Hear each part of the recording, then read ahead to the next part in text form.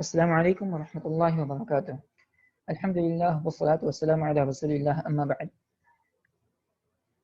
In lab 2, we will study how to configure the input and output ports of the microcontroller. As you have already seen in the class, the digital ports of PIC microcontroller, they are grouped in port A, port B, port C, port D, etc. So the pins of port A are named as RA1, RA2, RA3, and the pins of port B are RB0, RB1, RB2. Similarly, port C, you have RC0, RC1, RC2, and port D, RD0, RD1, RD2, RD3, and you also have port E, RE0, RE1, 2. So all these pins of microcontroller, they are multiplexed with different functions or different modules. So whenever we use them as digital input or output, we refer to them as one of the port pins, and they'll be labeled as R and name of the port and the pin number.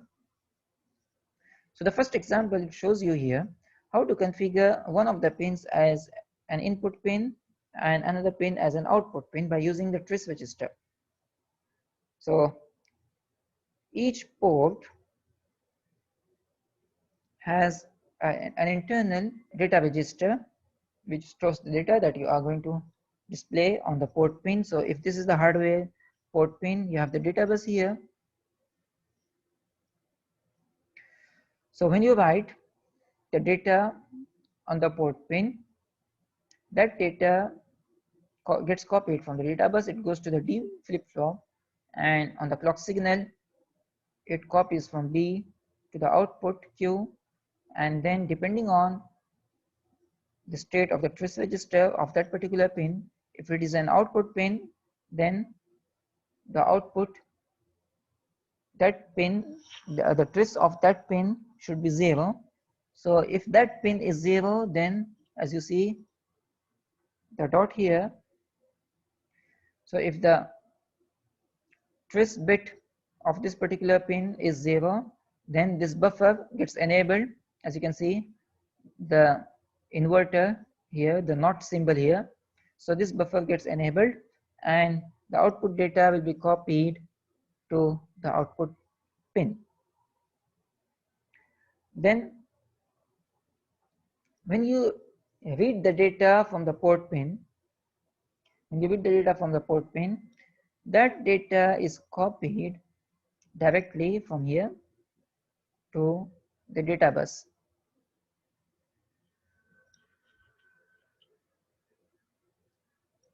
So in this case, the TRIS should be 1. So if the TRIS bit is 1, then this buffer is not enabled. So this will be like an open circuit, and the data gets copied from this port pin to the data bus. And there is one more register associated with each port, and that register is named as a latch register. So each port has a latch register, and that latch register reads the data from the data register of the port. It does not read the data from the actual hardware pin. So if you write some data, you can write the data either on latch or you can write the data on the port pin. So both in both the cases, if you write the data on the latch pin or on the port pin, that data will be saved in the data register. But when you read the data, if you read the data from the port pin, from the port register, then the actual data on the port pin is copied to the data bus. But if you read the latch register, then the data which was stored in the data register, that data will be copied here to the data bus. So normally what we do is, whenever we send an output, we send the data to the latch register so that it gets stored in the data register. And whenever we have an input, then we read the port register. We don't read the latch register, we read the port register. So let us look at this example. So in this example, we are simply configuring RB4 as digital input. So BSF stands for bit set file register. So if the bit is 1, then that means it is an input pin. So if the bit number 4 of the trace register is 1, that means RB4 port B pin number 4 will be configured as a digital input pin. Similarly, BCF trace B, 5, that means we are configuring RB5 as an output pin. Now, before moving forward, let's look at the pin diagram once again. So if you look at this pin diagram, you find that all these port pins, or most of these port pins, are bidirectional pins. They can be configured as an input pin as well as an output pin. But some of the pins are unidirectional. For example, MCLR pin is only an input pin. You cannot send the data as output on RE3.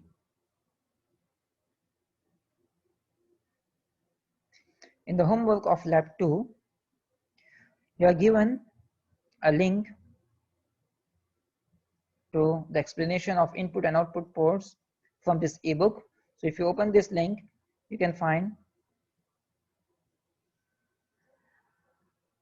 a good explanation regarding how the input and output pins of the microcontroller work. So each port register has a corresponding trace register, and depending on how you want these pins, you can configure the trace register as either an input pin or an output pin.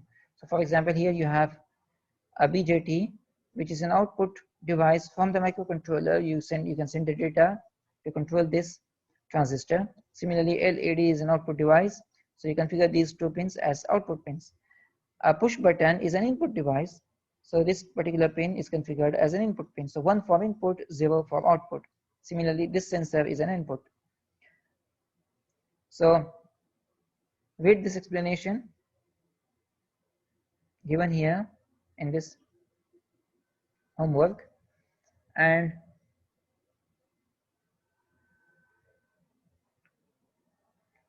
the next example here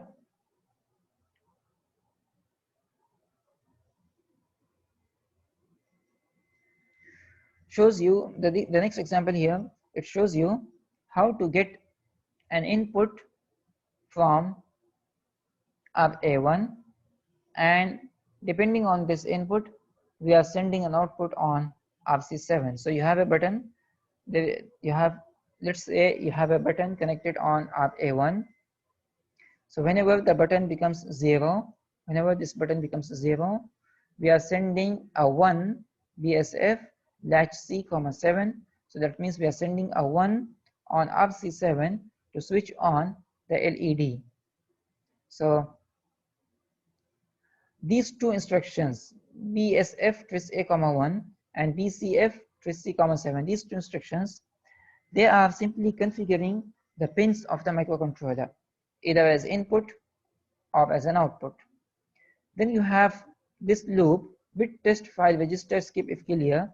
So you are waiting for port A pin number 1 RA1 to become 0. So you have skip if clear, that means you are waiting for this pin to become 0. So what happens is you are writing go to wait, which is the label here. So it goes back to this location and it keeps on going in this loop as long as RA1 is not 0.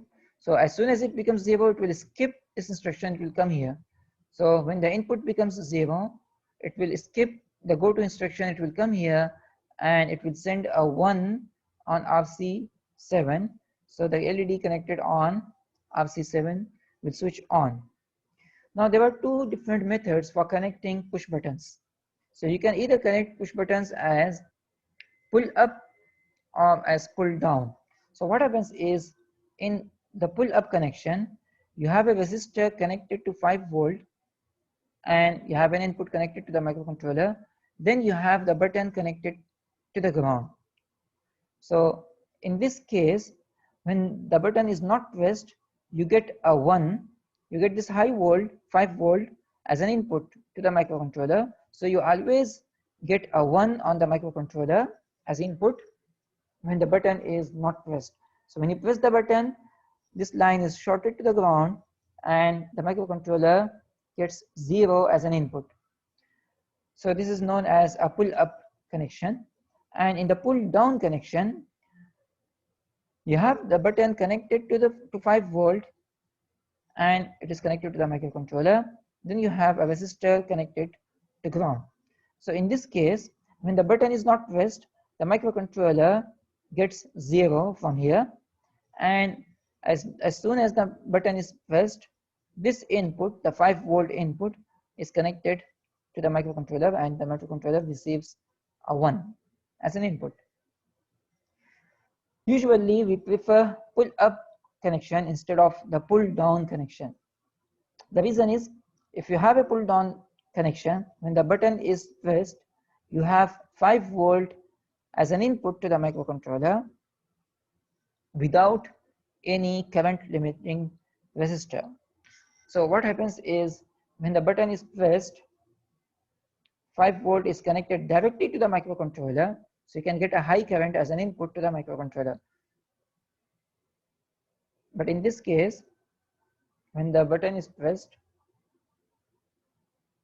you get a 0, this pin is connected to the ground, and when the button is not pressed, the microcontroller receives 1, and there is a resistor here, so it limits the current that flows into the microcontroller. So in this activity, we can see the example here. You can see the example here. So this button connected on RB2 is connected as a pull-up button. So power, you have 10 kilo ohms resistor, and then it is connected to the microcontroller, and this button is not pressed. That means there is open circuit here. So the microcontroller receives a 1 on this pin. But this button is connected as a pull-down button. So this is a pull-down connection. So RB5 receives 0 when when the button is not pressed. Now if you press the button, you find this 1 of the power from here is connected directly to RB5, so you get a 1 here.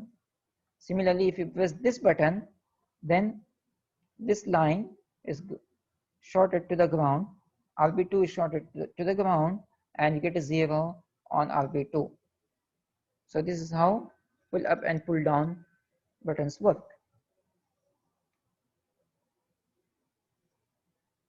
So in this activity of lab 2, we simulate a real life example of controlling a cooling fan in a factory. So let us suppose there is a thermal breaker in a factory which is connected to a fan. So whenever the temperature in the factory rises above a threshold, the microcontroller should switch on the fan. So for the simulation purpose, we can replace the thermal breaker with a push button, and we can replace the fan with a DC motor. So whenever this button is pressed, that means whenever the breaker trips, that means you get a 0 on this pin. What you have to do is you have to send a 1 on the output pin to switch on the motor connected here. And when the button is released, that means the breaker resets to its default state. Then you have to switch off the motor by sending a 0 on the output pin.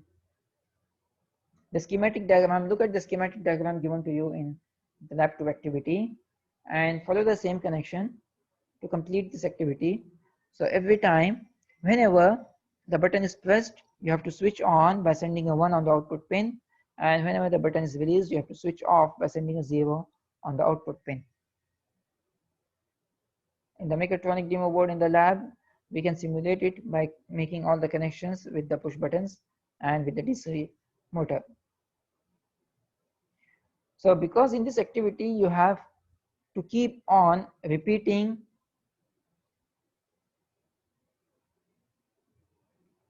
your program again and again. So at the end, instead of writing go to $, we will write go to the first label that you have written here. For example, if you have a weight label, so we'll write go to weight.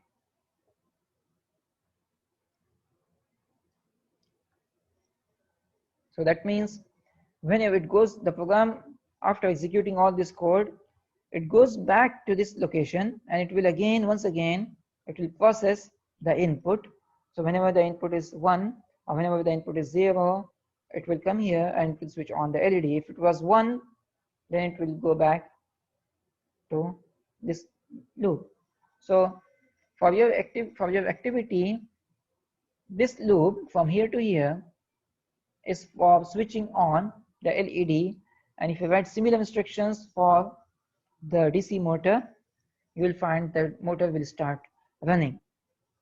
Now for the activity, you'll have to repeat similar instructions with the opposite logic of what is explained here. So you'll have to write similar instructions once again just here, and in those instructions, instead of waiting for the input to go low, you have to wait for the input to go high. And instead of turning on the LED of the output, whatever is connected on the output, you have to switch it off. So you have to turn off the output pin. So these will be the two changes that you have to do.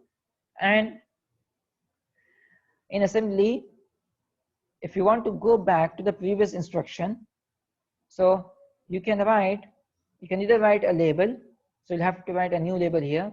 So you can either write a label or you can simply say go to $-2. So for PIC18 microcontrollers, each instruction occupies 2 bytes in the program memory.